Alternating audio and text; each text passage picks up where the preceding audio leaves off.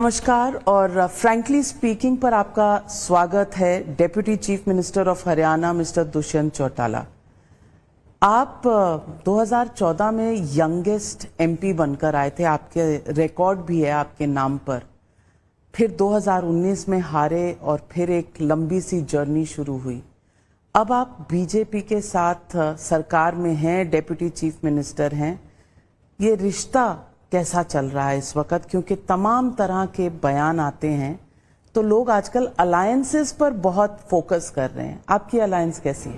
कनिका जी, पहले तो मैं धन्यवाद करूंगा आपका कि आपने ये चीज़ पूछी, और मैं शायद 3.5 साल से इसी का जवाब देता रह रहा हूँ कि अलायंस अच्छा चल रहा है।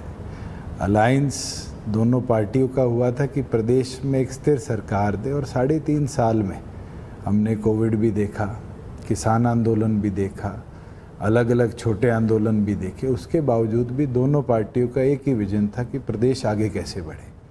आज हमारी इकोनॉमिक्स अगर आप उठाकर देखें स्टेट की, तो we have done far better than any other state. आज हमारा जीएसटी ग्रोथ जहां देश 16 पे आ गया 22 से, हम 17 से 22 पे पहुंच गए। और पॉलिटिकली भी दोनों पार्टियों की जहां थोड़ी बहुत टसल क्रिएट होती रहती है समय अनुसार, मगर मुझे लगता है लीडरशिप पॉइंट ऑफ व्यू से कहीं कोई ऐसी बात नहीं है। दोनों ने बड़े कोऑर्डिनेटेड तरीके से म्युनिसिपल कमेटीज के चुनाव हो, पंचायती राज हो, इन सब चुनावों को लड़ने का काम किया है। मैं रिलेशनशिप पे आती हूँ थोड़ी देर में, लेकिन तमाम तरह के प्रॉब्लम्स नज़र आती हैं। रेसलर्स के मुद्दे पर कहा जा रहा है कि सरकार ने सही तरीके से हैंडल नहीं किया। ये हरियाणा की बेटियां हैं, लगभग 50 दिन बैठी रहीं वहां धरने पर।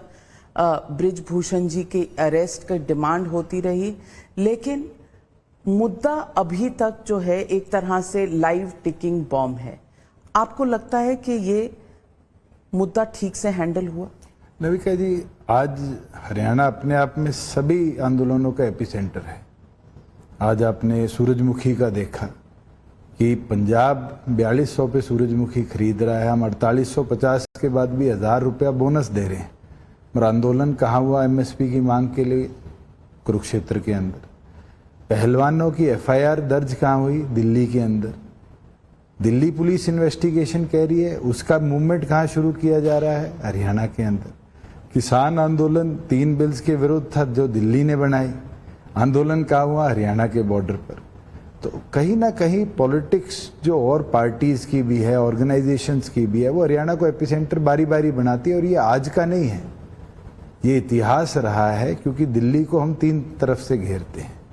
जहाँ पहलवानों वाली बात है, हमारी बहनें हैं, प्रदेश का कोई नेता डिस्पाइट पॉलिटिकल पार्टी ये नहीं कहता कि वो गलत है। उनने एक रिपोर्ट कराई, इन्वेस्टिगेशन करना दिल्ली पुलिस का पार्ट है, वी स्टैंड विद देम। अगर रिपोर्ट के अनुसार कोई दोषी है तो उसको सजा, मगर ये तो हमारे लॉज भी कहते हैं इनोसेंट अनटिल प्रूवन गिल्टी।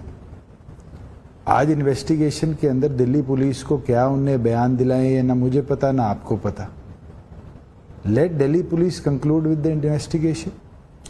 मैं आपसे पूछना चाहती हूँ कि इस तरह के जो आप कह रहे हैं कि हरियाणा में हमेशा पॉलिटिक्स और एजेंडा और धरना शुरू होता है, कहीं इसके पीछे मंशा ये तो नहीं कि आपकी पार्टी बीजेपी के साथ कोalition में है, तो इसको कहीं हिला दो, आपको कहीं इस तरह से रिझा लो कि आप दूसरी तरफ चल जाएं और बीजेपी अकेली पड़ जाए? किसान आंदोलन से बड़ा आंदोलन तो हरियाणा ने नहीं देखा, 1 साल से ऊपर चला। बहुत प्रयास करे लोगों ने कि हमारा रिश्ता खराब हो। आपने देखा अकाली दल ने बीजेपी के साथ रिश्ता तोड़ा, हम फिर भी फर्म खड़े रहे। और मैंने हरियाणा के अंदर प्रोक्योरमेंट को इतना स्ट्रेंथन कर दिया कि हमारे फार्मर्स ने समझा कि आज मंडी स्ट्रक्चर को स्ट्रेंथन किया जा सकता है। हम रिसेंटली वीट प्रोक्योर कर हटे हैं। 13,000 करोड़ की गेहूं हरियाणा प्रदेश के किसानों की खरीदी, और 2 दिन में उनके खातों में हमने सारी पैसा ट्रांसफर किया। अगर किसी की फसल खराब हुई तो हरियाणा के फार्मर्स के लिए हमने पोर्टल्स बना के उनको पावर दी कि वो सरकार को रिपोर्ट करे क्रॉप लॉस का, और 181 करोड़ रुपया हमने विद इन 30 डेज फार्मर के अकाउंट में ट्रांसफर किया। We have made the best infrastructure जो किसान को स्ट्रेंथन कर रहा है। और आज भी सूरजमुखी का आंदोलन जरूर हो, मगर पंजाब के नेता जो कल धरने पे बैठे थे वो ये मान रहे थे कि हरियाणा सबसे ज्यादा पैसा दे रहा है। लेकिन आपने फिर भी और पैसा दिया, पंजाब से आप ज्यादा पैसे दे रहे हो। किसको रहे हैं नविका जी? फार्मर्स को ही दे रहे हैं। किसी बैंक से लोन लेकर इंडस्ट्रियलिस्ट की इंडस्ट्री को तो नहीं बढ़ा रहे। अगर ये पैसा दिया है सरकार ने 1000 रुपया बोनस के तौर पे भावंतर भरपाई योजना में, तो दिया तो हमारे फार्मर्स। बाइंग पीस, ये पैसे देके आप buying peace, I think they are feeders and we have to safeguard them and we have done it. It's not only one crop. Haryana 17 ऐसी क्रॉप्स है जो भावंतर भरपाई योजना में प्रिक्योर कर उनको बैलेंस देता है, और वहीं 12 ऐसी क्रॉप्स है जो एमएसपी पे हम खरीदने का काम करते हैं। तो आज ये आंदोलन खत्म हुआ कुरुक्षेत्र में, ये सनफ्लावर का मुद्दा सॉल्व हुआ है, कल को दूसरा मुद्दा होगा। आप हर बार घुटने टेकेंगे? बाजरा भी आएगा, सरसों भी आएगी, घुटने टेकने की बात नहीं है। वही लोग हैं, एक्सचेकर्स हैं, जो सरकार को पैसा इकट्ठा कर देते हैं। अगर उनको कुछ एडिशनल हम दे देते हैं, उसमें नुकसान क्या है? तो ये तो पॉलिटिक्स की बात हुई। ये तो फ्रीबीज फिर सब इसी तरह से करेंगे जिसके खिलाफ हमें कहा जाता है रिफॉर्म्स, इकोनॉमिक रिफॉर्म्स में लड़ना पड़ेगा। तो आप कल कोई धरना करेगा उसको दे देंगे, परसों कोई और करेगा उसको दे देंगे। तो इस तरह से स्टेट एक्सचेकर। आप ये बोलना चाह रहे हैं कि हम वहां गोली चलाएं, हम लाठियां चलाएं? आज के दिन तो एमिकेबली किसी चीज को रिजॉल्व किया जाए, ये रास्ता बेटर है या फिर वायलेंस का रास्ता? तो ये फॉर्मूला आपको किसान आंदोलन के दौरान याद नहीं था? एक साल चला वो। आप बताइए हरियाणा ने क्या कर दिखाया? एक बार कुरुक्षेत्र में लाठीचार्ज हुआ था, I was the one who took a stand. हमने एसपी का ट्रांसफर किया, इंक्वायरी करवाई।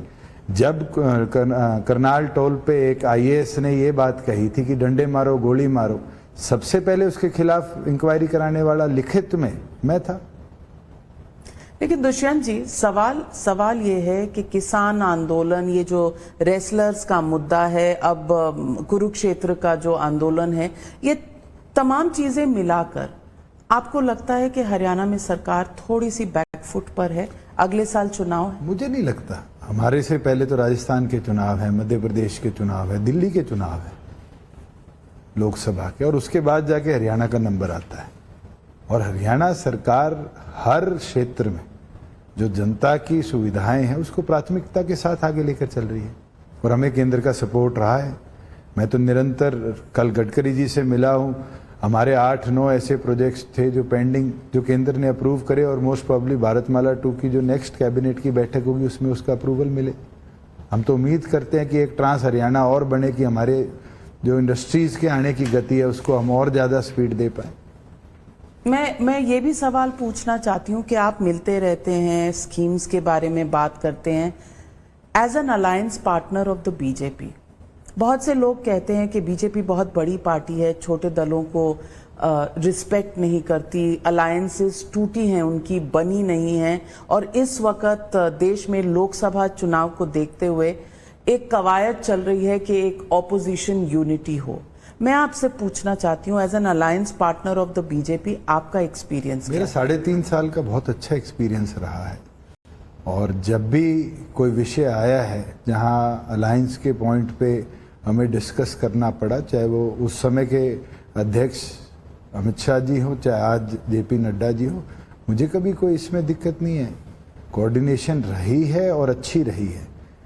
मगर आगे मैं ये मानता हूं कि लोकसभा हो या विधानसभा हो, हम मिलकर लड़ें। रास्ते क्या होंगे, कैसे होंगे, तो भविष्य की बात है। आज के दिन पॉजिटिव चल रहे हैं और मुझे लगता है ये पॉजिटिविटी बनी रहेगी। तो everything is not relationship based, मतलब हर चुनाव से पहले एक बार्गेनिंग, एक नेगोशिएशन होगी। नविका जी, मैं इतिहास से सीख सकता हूँ। चौधरी देवीलाल जी जब इस देश के उप प्रधानमंत्री बने, और उससे पहले एक अटल जी की स्टेटमेंट है जो शायद अब भारतीय जनता पार्टी के पीछे के एक प्रोग्राम में माननीय प्रधानमंत्री जी ने भी कही कि हम 2 सांसदों की पार्टी थे, और 2 सांसदों की पार्टी ने संघर्ष कर 300 प्लस आज पहुंचाया है। आज हमें 4.5 साल हुए हैं। मैं ये कह दूं कि 4.5 साल में हम पूरे देश में संगठन खड़ा कर लेंगे, पॉसिबल ही नहीं है।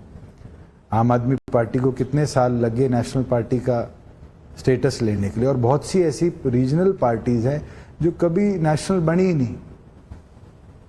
हम अपने संगठन पे काम कर रहे हैं और मुझे लगता है भारतीय जनता पार्टी भी अपने संगठन पे काम कर रही है।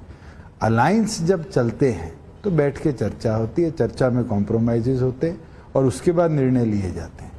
अकाली दल का और भारतीय जनता पार्टी का 4 दशक का साथ था, टूट गया। किसान आंदोलन ने तोड़ दिया।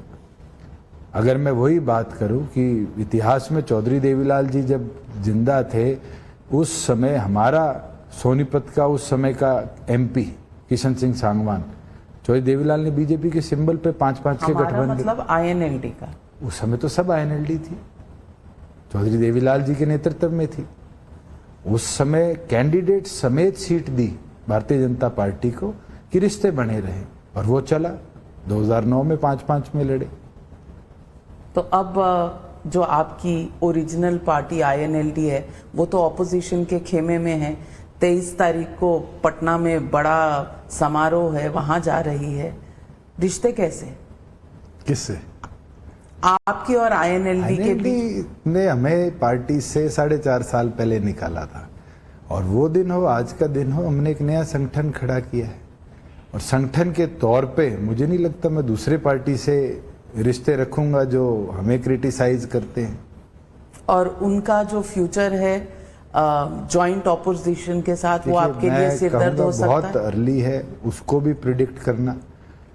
मैं भी जब मेंबर ऑफ पार्लियामेंट आईएनएलडी से था, 3 बार थर्ड फ्रंट की बैठक में गया, और उस समय मैं चौधरी ओम प्रकाश चौटाला जी की दाद देता हूं कि मेरे माध्यम से उनने ये समाचार उनको बुलाया, मैं पार्टी मर्ज करने को भी तैयार हूं कि फ्रंट टेक कर लो। नहीं हुआ, सब अपने अपने रास्ते गए, अलग अलग रास्तों पे पार्टियां चली। ये कहना कि आज इकट्ठा होने से लोकसभा चुनाव इकट्ठा लड़ेंगे, इसमें तो अभी 10 महीने और बाकी है। आपको कोई फीलर्स आए हैं दूसरे कैंप से? मैं तो आज के दिन भारतीय जनता पार्टी के साथ हूँ और सोचूंगा भी नहीं किसी और के साथ जाने। नहीं, आज के दिन तो आप हैं, लेकिन वो कहा जाता है ना, politics is the game of the possible. तो कोई फीलर्स आज तक नहीं आए कि छोड़ दो? यहाँ बहुत से दल छोड़ कर गए हैं बीजेपी को, तो आपको कोई फीलर नहीं आया? या आईएनएलडी ने इंश्योर कर दिया कि आपको ना आए? अब मैं इस पे कैसे टिप्पणी कर सकता हूँ, क्योंकि आज के दिन हम मजबूती के साथ एक अलायंस में चल रहे हैं, और दूसरी चीज का सोचना या विचार रखना भी मुझे नहीं लगता वायबल है। मैं एक रैपिड फायर राउंड आपके साथ करना चाहती हूँ, जिसमें आपको बताना है कि ये जो लीडर्स हैं, एक शब्द में उनको आप कैसे देखते हैं। तो शुरू करते हैं। Mamata Banerjee. Visionary. Visionary. BJP को पसंद आएगा? देखिए, आपने पूछा कैसी है, मैं ये बोल सकता हूँ कि शी इज विजनरी। उनने कैसे कम्युनिस्टों को निकाला, कैसे अपनी ऑर्गेनाइजेशन को एक मूवमेंट पे खड़ा किया, और आज तक बंगाल के अंदर because of her vision people are with her. Rahul Gandhi needs to learn what? Everything. मैं तो आज इतने सालों में एक यात्रा ही अच्छी चीज मानता हूं जो उनको कुछ सिखा के हटी। अखिलेश यादव। डायनेमिक। नीतीश कुमार। ये बड़ा पिकी सा वर्ड चूज करना पड़ेगा, बिकॉज आई थिंक वो एक ऐसे आदमी हैं जिसने हर तरह के सिचुएशन को हैंडल किया। जो आप मेरे पे रैपिड फायर कर रहे थे, लाइन्स टूटेगा नहीं टूटेगा रहेगा, मुझे लगता है मेरे से बेहतर इसका जवाब वो दे पाएंगे। लेकिन वो how will you describe him? I think he is a honest hard working man. Wily politician? Wily politician? Wily is not the word for it. Not the word, okay. Kejriwal. Kejriwal ji के लिए एनर्जेटिक। आप सबके बारे में अच्छा बोल रहे हैं, तो इसके बाद तो आपका कहां से चलने वाला अलायंस बीजेपी के साथ? आपने कहा उनके बारे में एक वर्ड दीजिए, मैं उनके काम को, उनको देखते हुए उनने क्या किया है, एनर्जेटिक है। अगले आए, आके एक आंदोलन में अपने आप को खड़ा करके, वो एनर्जी थी जिसने अन्ना से सब कुछ छीन लिया, उस एनर्जी ने संगठन को दिल्ली में पूर्ण बहुमत ही ले आया। सचिन पायलट मेरा ज्यादा इंटरेक्शन नहीं रहा। देखा तो है पॉलिटिकल स्पेस में है। पॉलिटिकल स्पेस में हो, मगर किसी से मिला हूं, किसी से इंटरेक्शन हुई है। नीतीश कुमार से मिले हैं? अनेक बार। ममता जी से मिला, जितनों का आपने नाम लिया सबसे मिला। MK Stalin? कभी मुलाकात नहीं, but he has revived DMK, और मैं मानता हूं it is his hard work which has revived. Yogi Adityanath? Very, मतलब क्या कहूंगा मैं उसको, stable and strong person. Amit Shah? I think he has a good command and vision to move things forward. Narendra Modi? Visionary, I think successful, and he has achieved what he dreamt of. 2024, who do you think will be the Prime Minister? I think as of now we'll form the NDA government. NDA खतरे में है?